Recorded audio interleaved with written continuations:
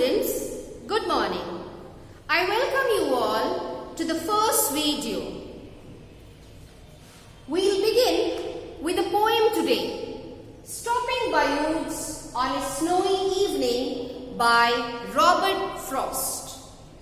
Book 1, the first poem. Before we begin, I would like to begin the class with Brahmanath. Let me tell you what Brahmanath is. You need to sit in a meditative posture with your thumb and your index finger together and then enchant Om along with me. So let's begin. Just close your eyes. Brahmanath. Om.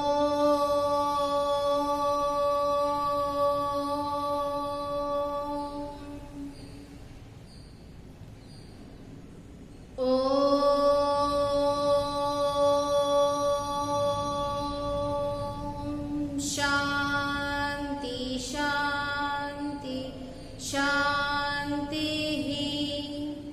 Swastha. Yeah. Stopping by Woods on a Snowy Evening by Robert Frost.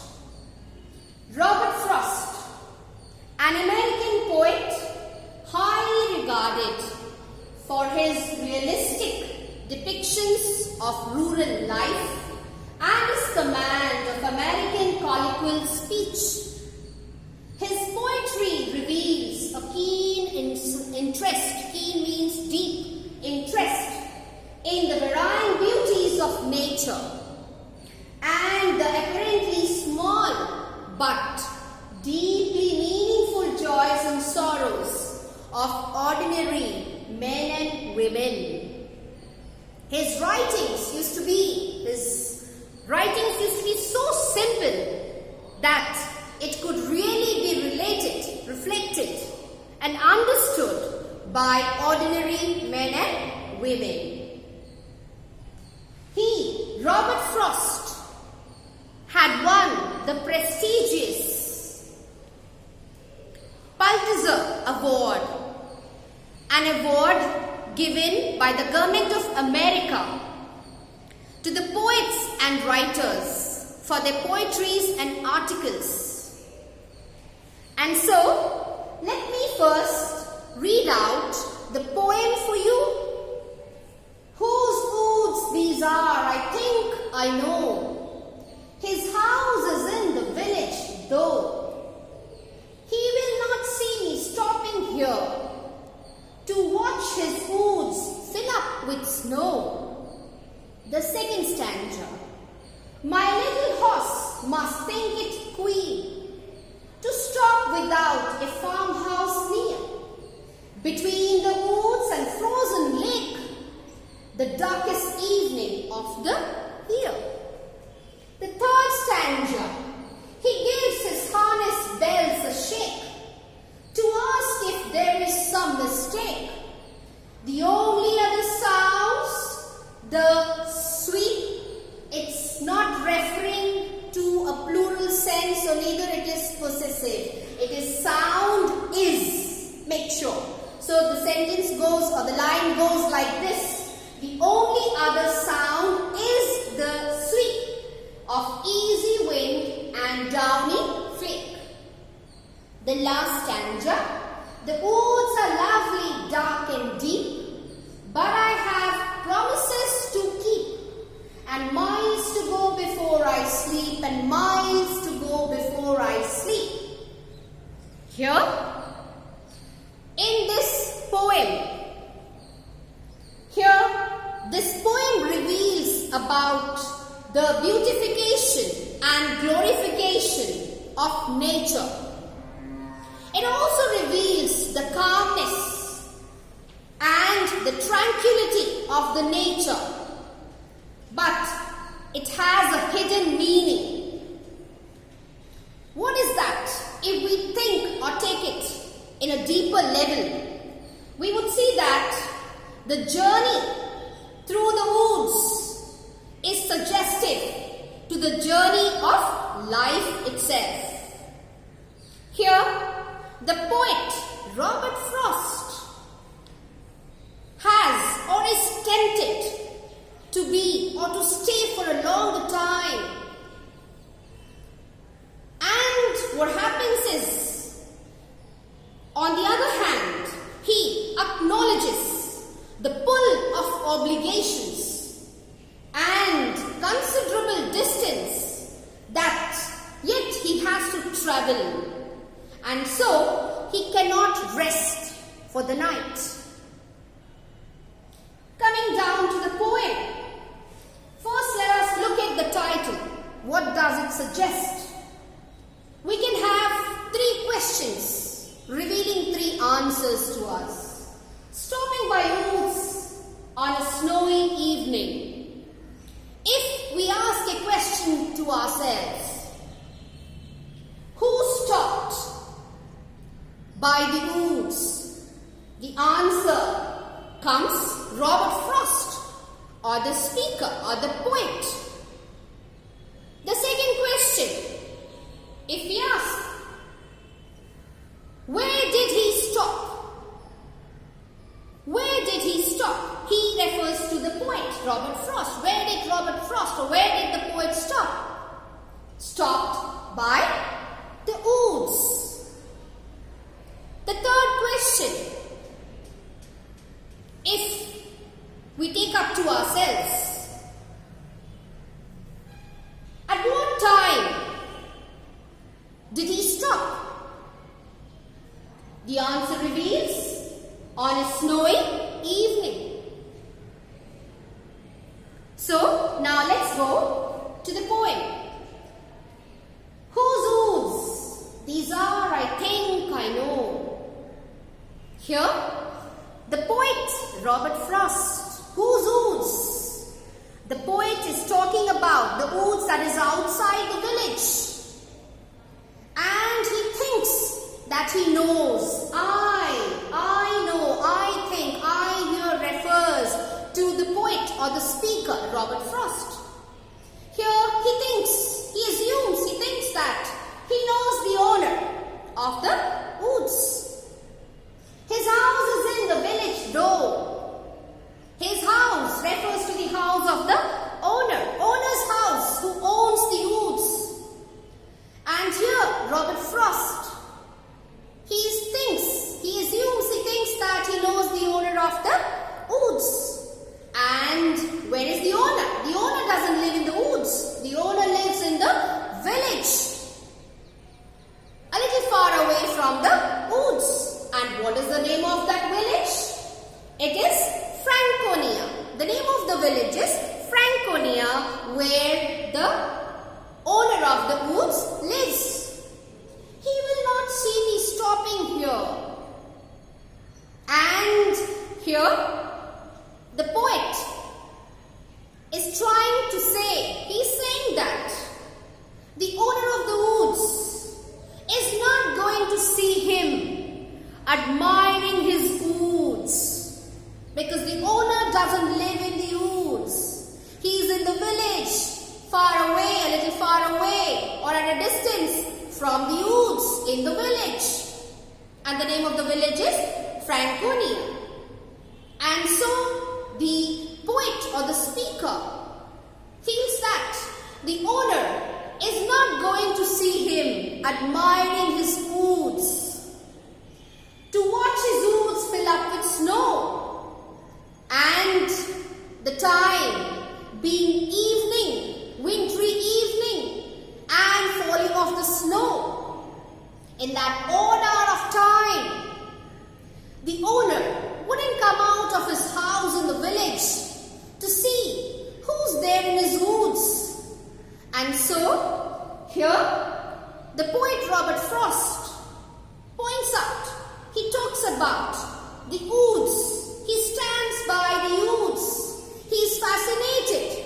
He is mesmerized by the beauty of the nature. And he stands by the woods, and he thinks, he assumes that he knows the owner of the woods, and the owner lives in the village, far away from the woods.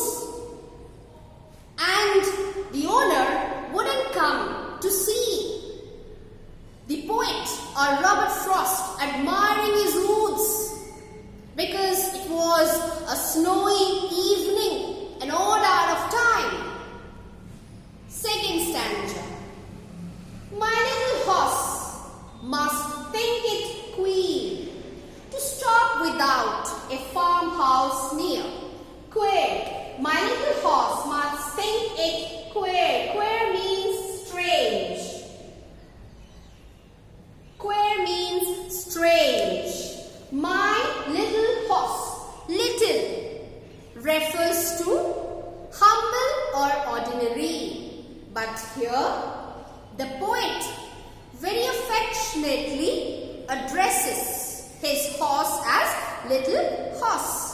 So he says, Robert Frost says, the speaker says, that his horse must be thinking it very strange. Why strange? Because the author or the speaker is standing by the woods. He is in the woods, and it's not a normal place that everybody enjoys. There's a difference. Poets and ordinary people. Poets are known to be nature lovers. They love to get associated with nature. They find beauty, glorification in forests, in woods, bank of rivers, on the peak of mountains and hills. But we ordinary people, we don't get associated with such beauty. We find beauty in materialistic life, with money and power. But poets never associate, or they never blend this materialistic mixture into their life of having money and power. Their beauty, they are nature lovers. And so, being fascinated by the beauty of the nature, being mesmerized, the poet Robert Frost, he stood by the youths and he's saying here that his little horse, he's not alone, he's with his little horse. So he says that my little horse must be thinking, it's strange that he's in the woods. To stop without a farmhouse near refers to the horse, as the horse is accustomed, is habitual of stopping in the farmhouse, is accustomed of always the destination is a farmhouse. And so as the master has stopped or the speaker has stopped by the youths, it makes it quite strange for the little horse being accustomed of always reaching a farmhouse between the woods and frozen lake. Here, the poet is standing between the woods and the frozen lake. Frozen lake here refers to a lake filled with ice, frozen lake. The darkest evening of the year. Darkest evening of the year refers to the longest night of the year. Or you can also take it as 21st of December, which is taken to be the longest night of the year, which is very close to Christmas. And we know that Christians celebrate Christmas on 25th of December. And this poem was written by Robert Frost in the year 1922. And 1 year after, in 1923, it got published. So, here, the poet or the traveler or the speaker, you can address in various ways, says that his horse, little horse, finds it very strange because his master has stopped by the woods, which is not an ordinary place to find attraction, because the horse was not finding any beauty, whereas the poet or the traveler was finding beauty in nature. The horse was accustomed, was habitual of reaching a farmhouse, and so was finding it quite strange. And where did the poet stop? Between the woods and the frozen lake, the lake which had turned into ice. And he refers it as the longest night of the year, 21st December. And further,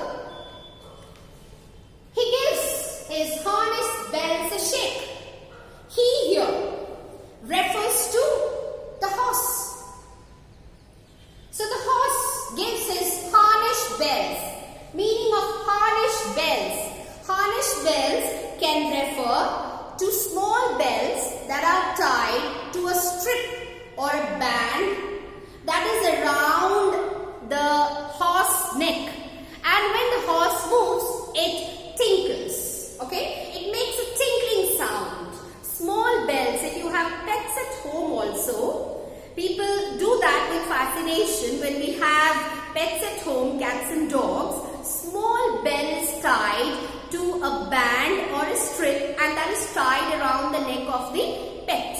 And when the pet moves, walks or moves the neck, the bell tinkles. And so that's called the harnish bells. He gives his harnish bells a shake. Shake is used as a noun here. So he means the horse. Horse shakes his head because to make that noise so that the bell tinkles. And why does he do it? He does. The horse does that because the horse is finding it quite strange that why has my master, why has the speaker stopped by the ooze? The speaker is finding it fascinating, is finding beauty and pleasure. But the horse is accustomed of reaching a farmhouse always and is not finding it attractive at all. So the horse shakes the harnish bells to ask if there is some mistake. The horse tries to find out, makes a query that is it by mistake that my master has stopped here. So the horse shakes his harness bells to alert his master, to ask him, is it by mistake that you have stopped here? The only other sound is the sweep. I told you earlier this is sound is. It's neither plural nor it is possessive. So the only other sound is the sweep of easy wind and downy flake. Here, so the first sound is that of the harnish bells. Then what are the other two? Easy wind means easily blowing wind, and downy flake. Downy flake here can refer, or it refers to, flake refers to snow. Pieces of snow which are soft, light and white like feathers. Okay? So flake refers to pieces of snow which are soft, light and white like feathers. The woods are lovely, dark and deep. Lovely, dark and deep. Here, this line completely pulls up that the poet was fascinated, was attracted by the beauty of the woods, of the nature. If individually we talk about the words, dark can refer to the winter evening, deep can symbolize the densely grown trees. But together, the woods are lovely, dark and deep, refers to the beauty that the poet could see, could feel, his fascination, his attraction towards the woods, which was not there with the owner who owned the woods. He didn't find it practical at all. Neither the horse who was there with the poet, Robert Frost, the subhuman, didn't even find it attractive. The poet found real beauty in nature or in the woods. But I have promises to keep. Promises can refer to assurance of certain duties or responsibilities. So, although the poet Robert Frost is completely dwell with the beauty, blend of beauty in nature, and he wants to be there for some more time to enjoy the beauty as he's fascinated and attracted. He's mesmerized. But he remembers, he gets the assurance that he has certain duties to be performed, to be done, certain responsibilities to be worked out. And miles to go before I sleep, and miles to go before I sleep. Here you can see that the line or the quote has been repeated twice.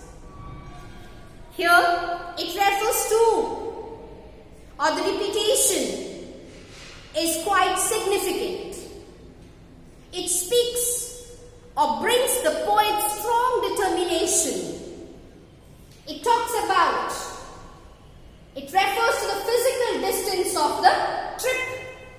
Physical distance can refer to the journey of life, and the journey of life starts from the birth and ends up at death.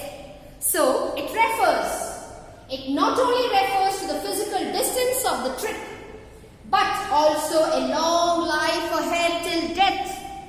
The duties and responsibilities that we have to discharge, the assurances that we have to keep, the work that we have to do before death comes, before we die. Although being fascinated, although being attracted, the poet Robert Frost wanted to stay there, to halt there, to rest there for some more time, for a moment more, but he assured to himself, he remembered that he had certain duties and responsibilities to be performed.